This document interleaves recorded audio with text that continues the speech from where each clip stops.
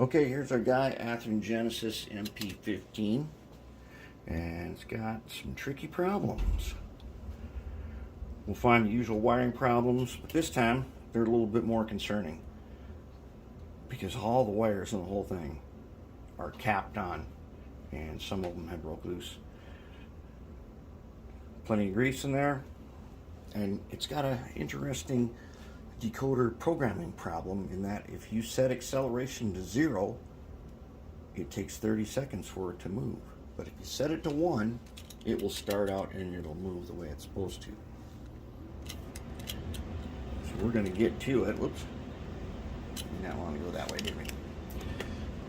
Let's get to it and see if we can't bring it up to operating standard.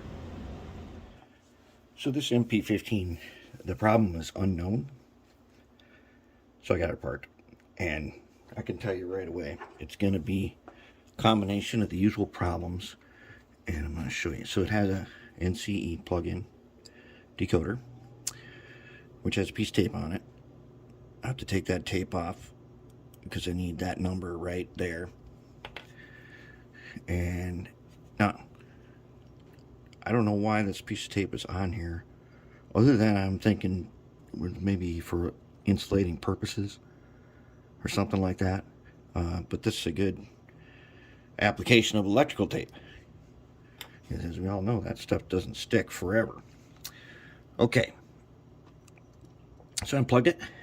Right away, I can show you one thing that is a problem that I bet that is a big problem, possibly even a dangerous problem.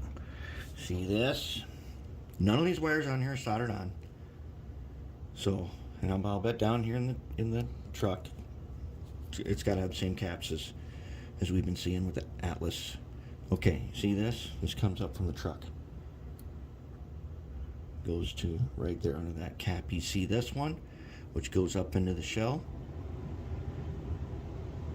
Look how far this insulation is stretched back, and it's still hooked on. That means these wires here have broke loose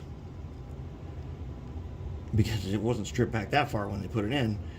And I don't know if it can touch anywhere yet, or it has touched, but eventually it'll keep breaking loose. Maybe short something, maybe, if this cap backs off the way this one has. Over here, these wires, look at the mess of wires that are just capped in here. You got 3 wires here, 3 wires there. You got twisted 2. Okay, we're going to solder all that.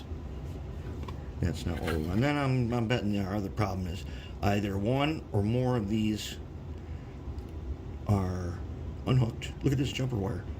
Okay, this jumper wire runs across. This is the one that's peeled back. It runs across to the other side. That's just the way they do it in these. Okay, one or more of these probably broke loose, and that's why it's got whatever problems that it's got. And we got our motor wires are capped on here, and we got that motor in there. But this should be a pretty easy one.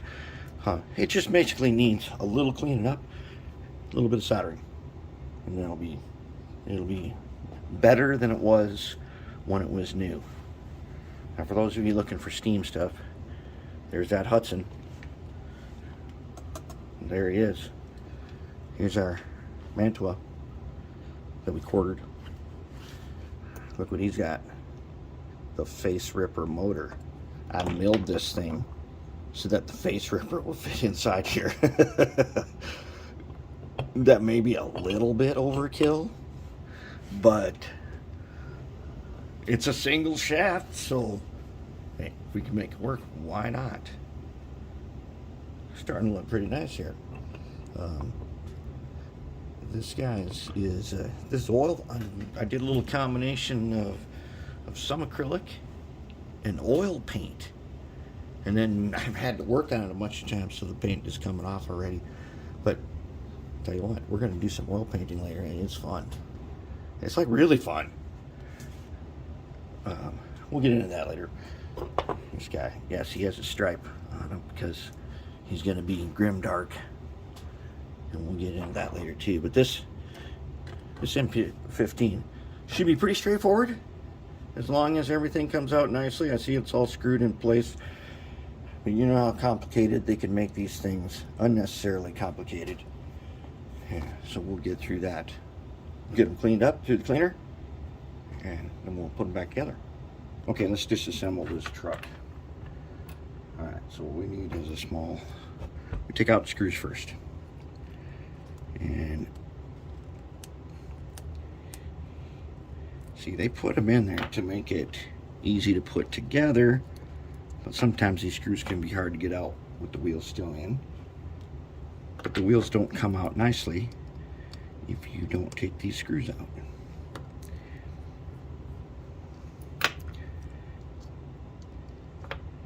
Okay. Now we need to take off the bottom cover. As always, we go in through the top. Start prying these tabs.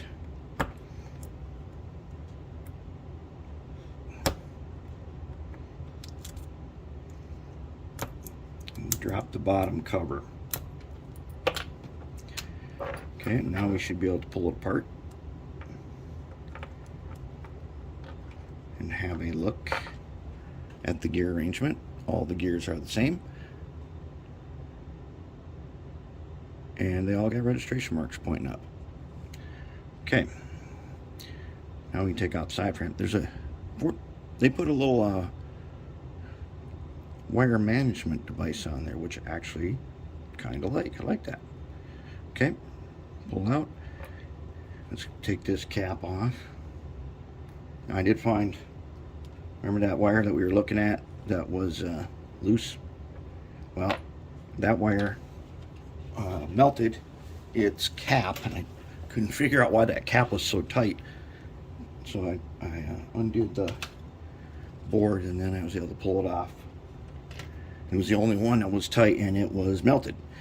Okay, so now here we have another one of the things that I don't like to see. And what that is, these pickups,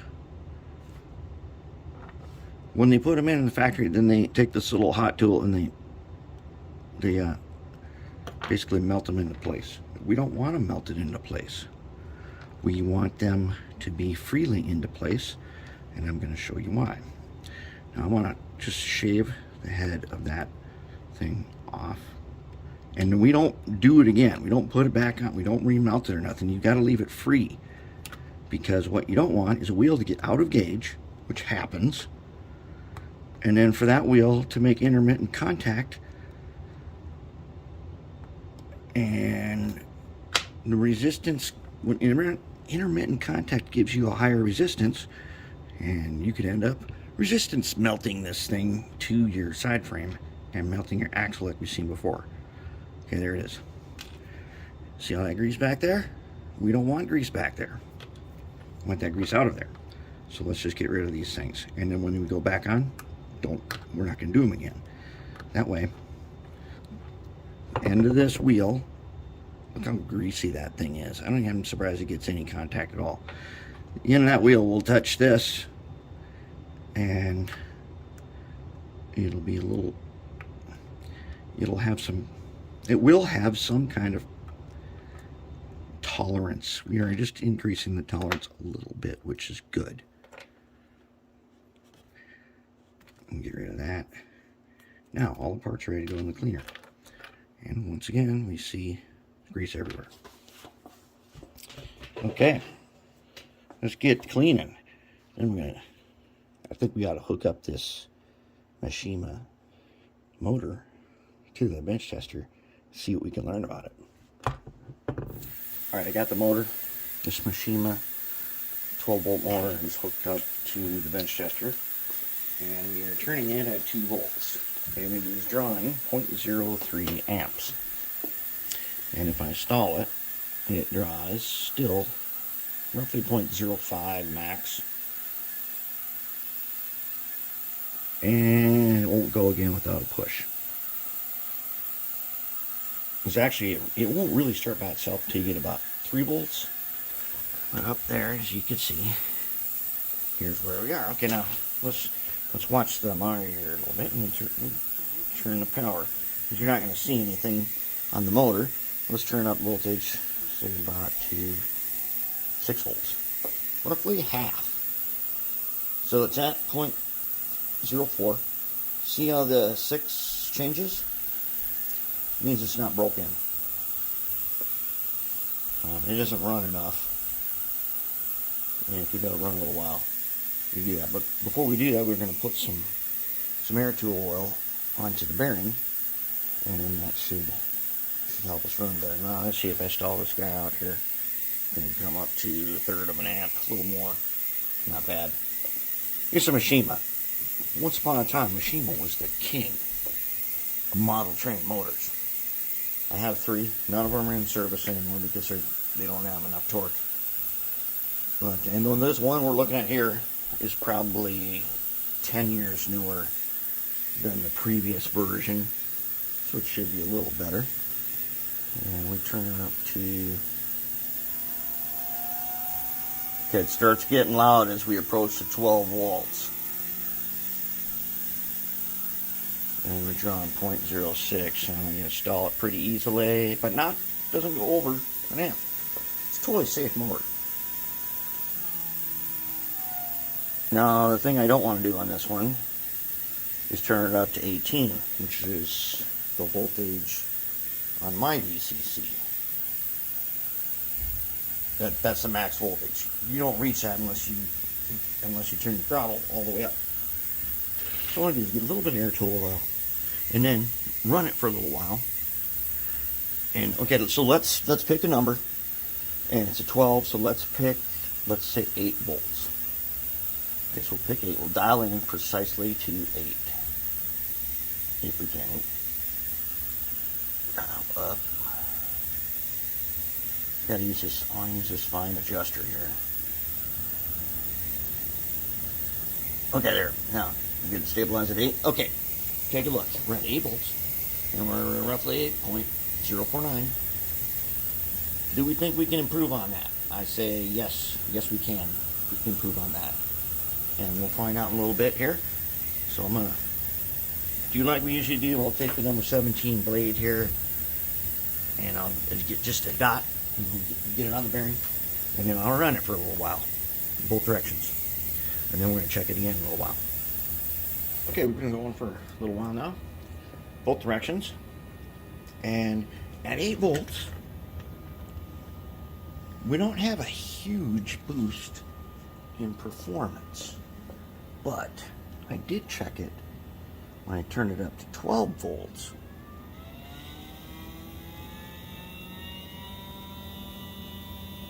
Remember the sound before? It should actually be even louder because now it's in its little cradle, but it's clamped to the bench. It should be even louder than it was. But actually it sounds smoother. I don't know if you can pick up.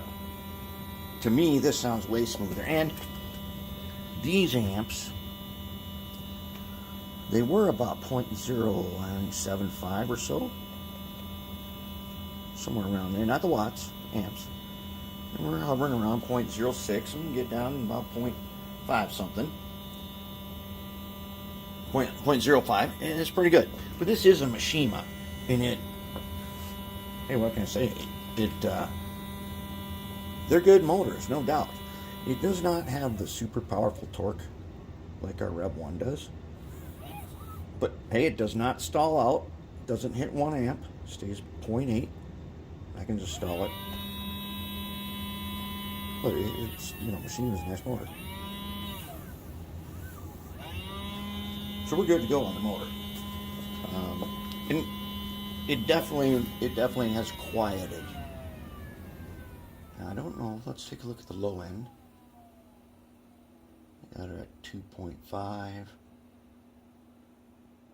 1.6. It'll turn at 1.6. Now, will it turn by itself if I stall it?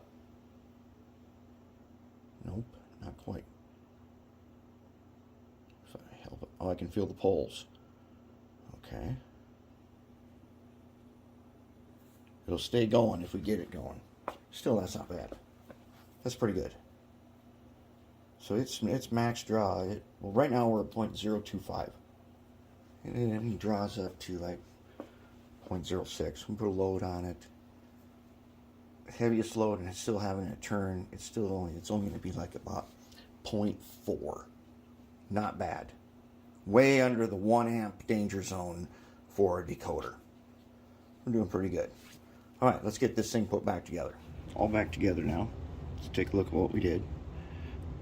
We did our usual forward, loop, up, around, and into position. Same with the other side. Solder connections. Now all we gotta do is plug her in, put her on the track, program it, and then let's go try it. This one's looking pretty good. Everything looks very nice on here. I think we're gonna have a winner here.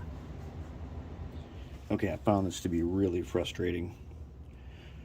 So it's all back together, and I went to program it and put it on the track, turn up the throttle a little bit, and it would take 30 seconds before it started moving.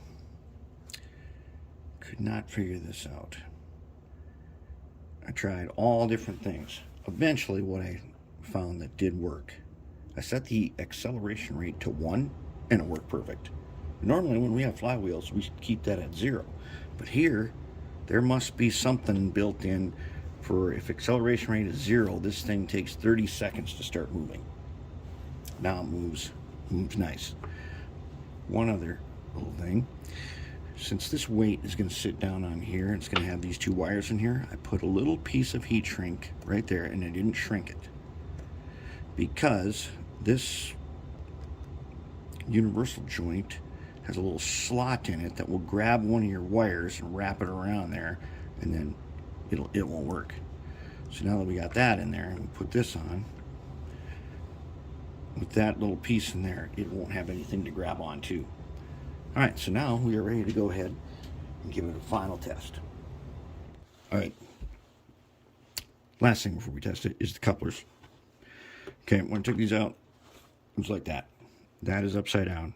When we went to the instructions recently and looked and checked, these couplers did not really swing back and forth. They weren't self-centering. The reason was they're upside down.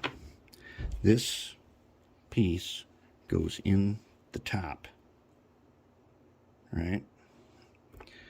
Then the coupler, now these got pins cut off, so you got to be really careful and figure out which way it goes. When you're looking down at it, it goes like that. All right, so then this goes in here,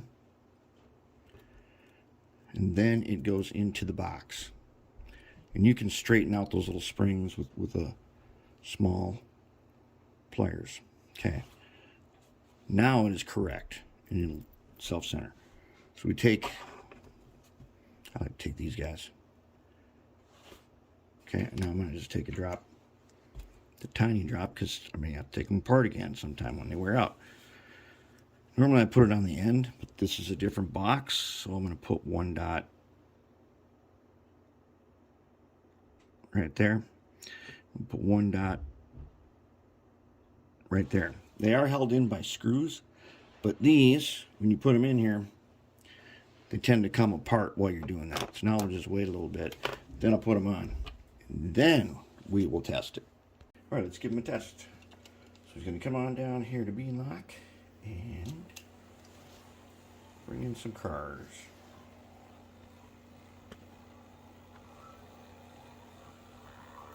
It's pretty good with the slow speed. He's working hard though. Those cars are really, really, really heavy.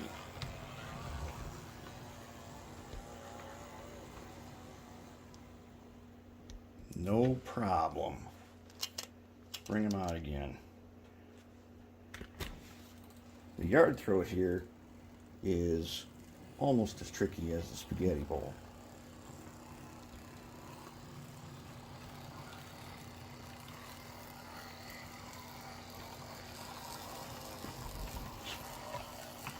Now, do we think you can pull that other string back there?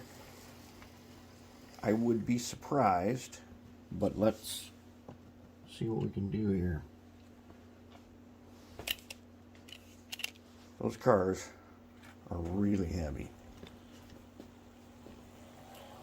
Definitely work good for switching out a plant though. Let's see, did we get it?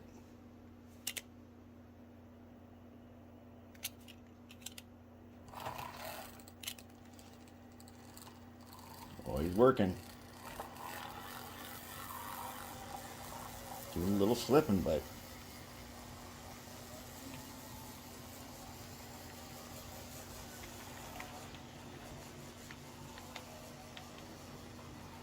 well, he's putting in the work. Oh, oh, oh. We weren't supposed to go that far. Yeah, he's stuck down there. Let's break him loose a little bit.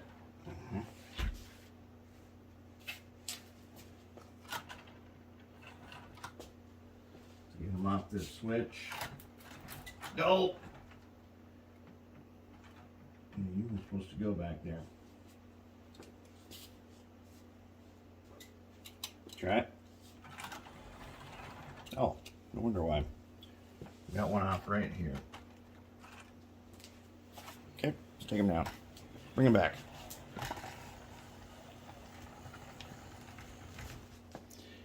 And we got a couple. We got a little track straightening out to do here.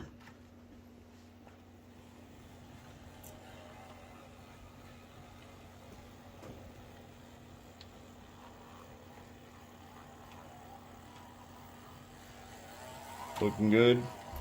Sounds pretty good.